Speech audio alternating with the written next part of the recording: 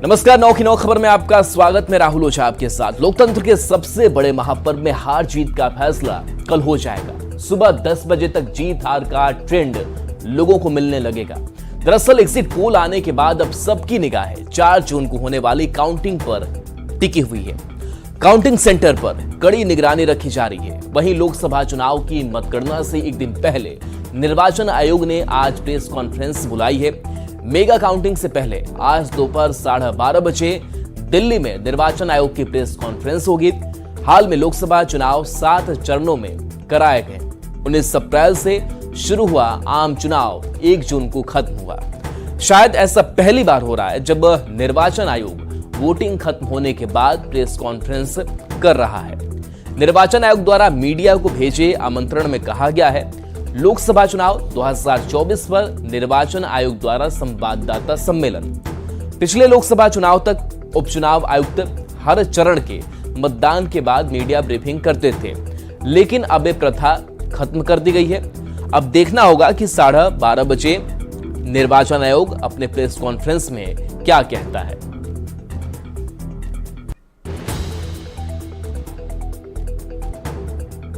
तो कल सुबह 8 बजे से काउंटिंग की प्रक्रिया शुरू हो जाएगी। सभी जिलों में काउंटिंग को लेकर विशेष तैयारी की गई है। बात मोतिहारी की करें तो यहां पूर्वी चंपारण और शिवहर लोकसभा सीट की काउंटिंग की जाएगी। इसके लिए मुंशी सिंह महाविद्यालय में काउंटिंग सेंटर बनाए गए हैं। काउंटिंग को लेकर तैयारी पर मोतिहारी से ज्यादा जानकारी दे रहे हैं न्यूज 18 संवाददाता अवनीश कुमार।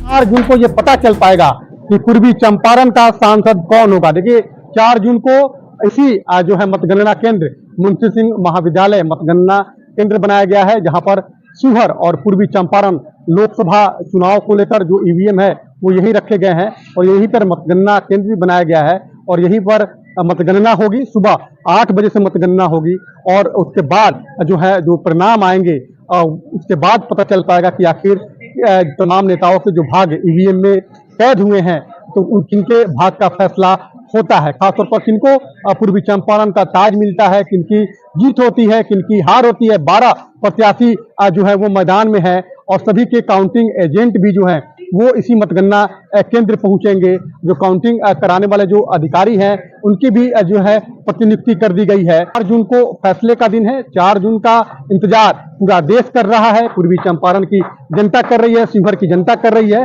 और ये 4 जून को पता लग पाएगा कि आखिर जो है पूर्वी चंपारण की जनता ने किन पर विश्वास किया था, क्योंकि जो है लंबा जो है प्रचार प्रसार हुआ था। तमाम प्रत्याशियों ने अपना पूरा दम लगाया था। किनके सर पर सत्ता का ताज होगा, किनको हार मिलेगी, ये 4 जून को पता चल पाएगा। अवनीश कुमार, न्यूज 18 पूर्वी चंपारण।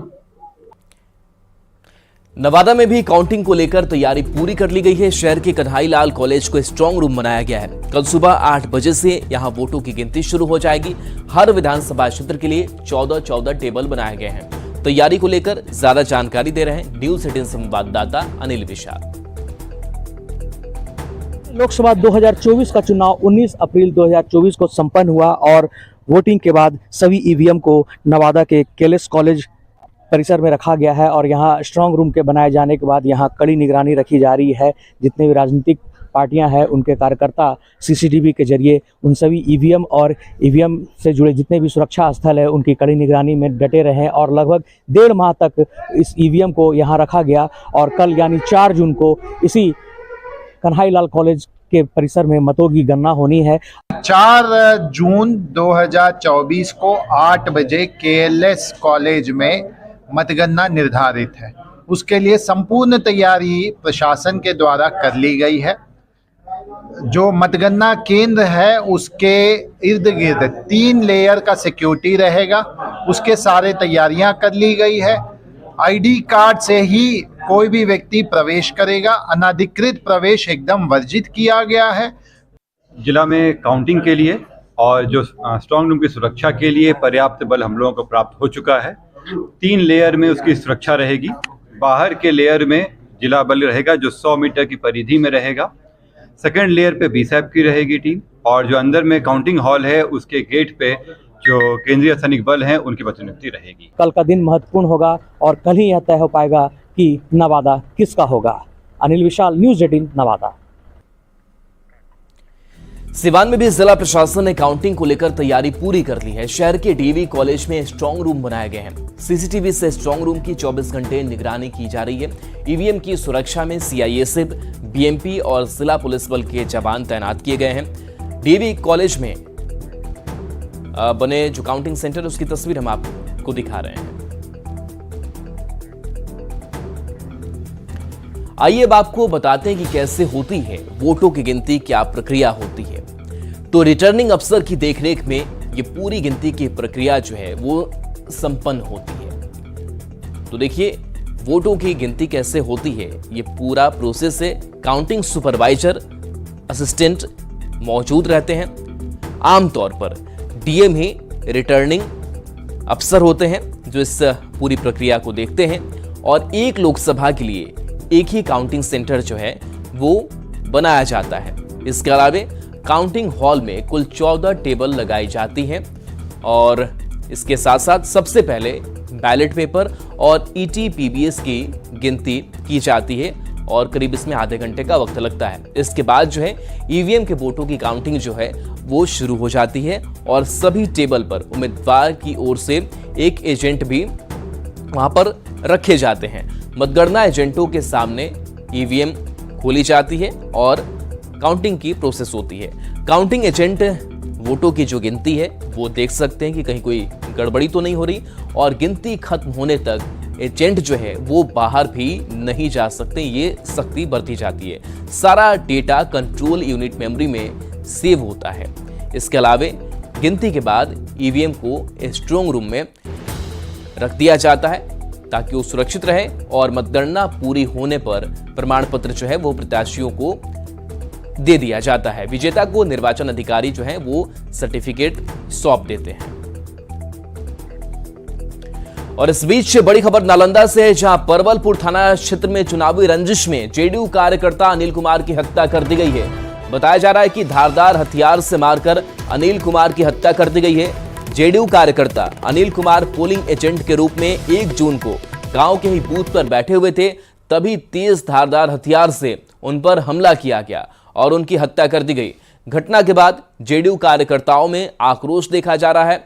वहीं पुलिस ने मौके पर पहुंचकर शव को अपने कब्जे में ले लिया और मामले की छानबीन में जुट गई है। तो देखेंगे स्टूडेंट को, राकेश माँ को, नाम तो सबको हमको उतना पता नहीं है, लेकिन सब था छीन रहे थे आदमी कौन सबको। रोज डेली साथे जाते थे घूमने। तो क्या घटना इनके साथ घटी है? तो खेत में हुआ है, सब खेत पे चल के मार दिया है। पाटलिपुत्र लोकसभा सीट से बीजेपी उम्मीदवार रामकृपाल यादव के काफिले पर फायरिंग और मारपीट मामले में साइटी ने एक नामजद आरोपी विकास यादव को गिरफ्तार किया है। बाकी 8 फरार आरोपी की गिरफ्तारी को लेकर छापेमारी चल रही है। रामकृपाल यादव पर हुए हमले के बाद से आरजेडी पर बीजेपी हमलावर है। बीजेपी सांसद ने आरजेडी विधायक रेखा देवी पर बूथ के भीतर हंगामा करने का आरोप लगाया है।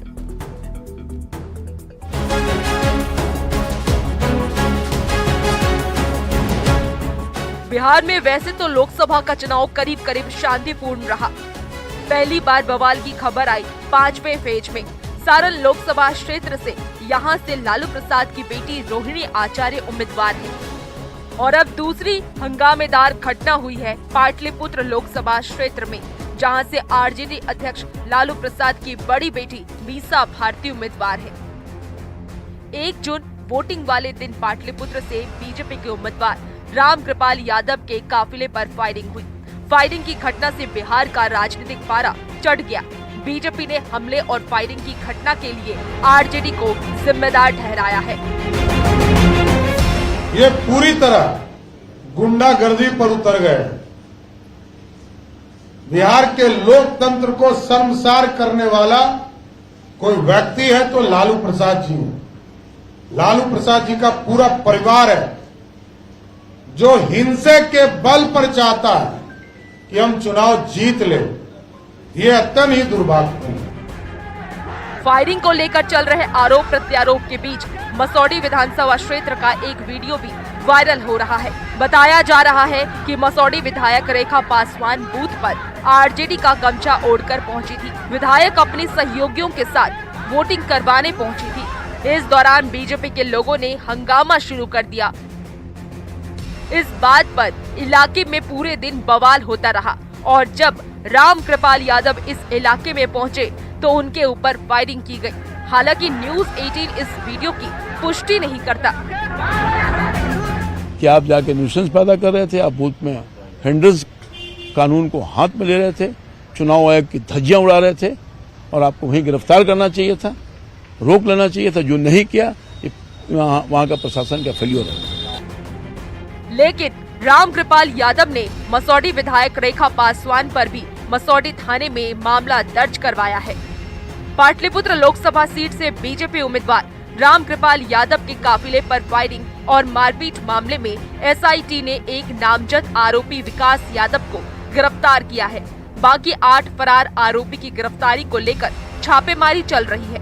सभी आरोपियों की गिरफ्तारी कब तक हो पाती है, इसका इंतजार सबको है। वैसे किसी उम्मीदवार के काफिले पर हमला जैसी घटना बिहार में काफी दिनों के बाद हुई है, जो चिंता का सबब है। न्यूज़ 18 के लिए पटना से संजय कुमार और दानापुर से अमरजीत की रिपोर्ट। पाटलिपुत्र से सांसद रामकृपाल यादव के काफिले पर हमला मामले में आरजेडी से विधायक रेखा देवी ने भी गंभीर आरोप लगाए हैं। मसौढ़ी से विधायक रेखा देवी ने आरोप लगाया कि वो बूथ पर वोटिंग की स्थिति देखने गई थी, जहां पर उनके साथ बदसलूकी की गई। उन्होंने बोगस वोटिंग का आरोप लगाया है और गरीबों दलितों को वोट देने से रोके जाने का आरोप लगाया है। आरजेडी के मुख्य प्रवक्ता शक्ति यादव ने कहा कि विधायक के साथ बदसलूकी मामले की पुलिस को जांच करनी चाहिए। उन्होंने ये भी आरोप लगाया कि बीजेपी सांसद रामकृपाल यादव अपनी हार को नहीं बचा पा रहे हैं। कि कोई पहचान नहीं हो रही है, भीतर बैठा हुआ लोग वोट मार रहा है, जानने की कोशिश की गई। इनको जाति सूचक शब्दों से इनको भद्दी भद्दी गालियां दी गई, जाति सूचक शब्द का इस्तेमाल किया गया, इनके अंगरक्षक के साथ बदसलूकी की गई, कॉलर तक पकड़ा गया। तो पछा नहीं पा रहे हैं, बौखलाहट में है। कब तक आप पाटलिपुत्रा की जनता को ठगते रहिएगा? कब तक आप पाटलिपुत्रा में आपने काम नहीं किया, जनता ने मन में ठाना? इस बार भाई हम नहीं स्वीकार करेंगे, देश के अंदर में हालात खराब है। अब इतने में शशि मुखिया आ गया, मुखिया पति शशि मुखिया आ गया, वहाँ पर रीना कुमारी और राकेश मुखिया, ये सब तीनों बहुत लोग के नाम है। और सब आके कहे कि निकल तुम बाहर हो, दुष्यंत कैसे घुस गए। मैंने इस तरह के बदतमीजी भद्दी भद्दी गालियाँ हम तो देख के दंग रह गए। फिर बाद में हम बोले क्या कर रहे हैं आप लोग, मेरे साथ क्यों इस तरह से बदतमीजी कर रहे हैं, यही ठीक नहीं कर रहे हैं, भाग यहाँ से। पूरा गरज में वीडियो भी है। हमारे आदमी तो कोई साथ में नहीं था, एक कार्यकर्ता साथ में थे। मसौढ़ी से इस बीच बड़ी खबर है, जहां विधायक रेखा देवी पर एफआईआर दर्ज हो गई है। मसौढ़ी प्रशासन की तरफ से प्राथमिकी दर्ज करवाई गई है। विधायक रेखा देवी पर चुनाव आचार संहिता उल्लंघन का आरोप है। जिला प्रशासन के अनुसार विधायक बिना अनुमति वोटिंग सेंटर चली गई और हंगामा किया और इसी मामले में उनके ऊपर एफआईआर दर्ज की गई है। अमरजीत हमारे साथ न्यूज़ 18 संवाददाता जुड़े हैं। अमरजीत, कई आरोप लग रहे हैं और रेखा देवी पर भी कि आचार संहिता का उल्लंघन हुआ। एफआईआर में क्या कुछ है? एफआईआर में जिस तरह से मजिस्ट्रेट ने किया है, जो सेक्टर मजिस्ट्रेट थे उन्होंने ये मामला दर्ज कराया है, उसमें ये बातें जिक्र की गई है कि रेखा देवी अपने अंगरक्षक के साथ, जो रेखा पासवान है विधायक, वो अपने अंगरक्षक के साथ बूथ सेंटर पे पहुंच गई और वहां जो गमछा वो पहनी हुई थी उस पे आरजेडी लिखा हुआ था, जिससे वोट प्रभावित होने का जो है भी बात उसमें लिखित दी गई है और इसी को लेकर के जो है मामला दर्ज किया गया था। वहां पर हंगामा भी हुआ था, उनके जाने के बाद जो है ये हंगामा हुआ था।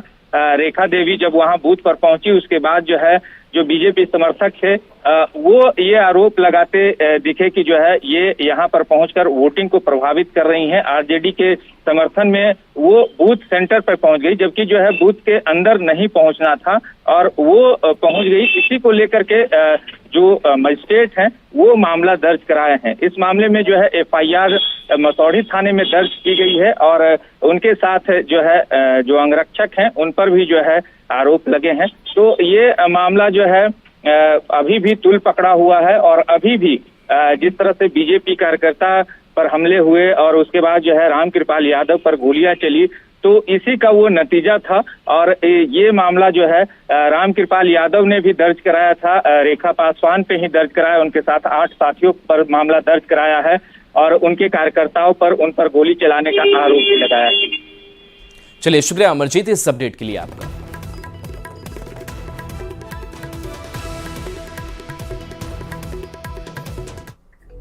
और चलिए, ब्रेक का वक्त हो चला है, जल्द वापस आते हैं।